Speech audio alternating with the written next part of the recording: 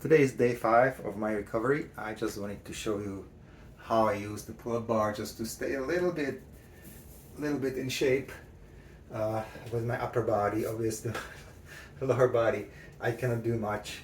I use this usually for pull-ups, or I also do leg raises, lift both knees to my chin, and just to get a little bit of core workout. And anyway, I'm still recovering from the surgery, so no weight.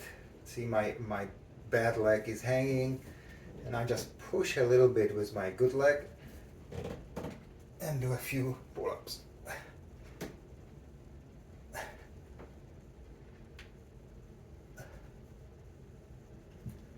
Wow. Okay, and notice I didn't do all the way up and down just because of my bad shoulder and I'm out of shape. But even this made me winded, and I get a little bit of the upper body, the deltoid muscles, trapezoid muscles, all those get a little bit of workout, which is great. Any exercise I think is good for the body, so that's what I'm doing.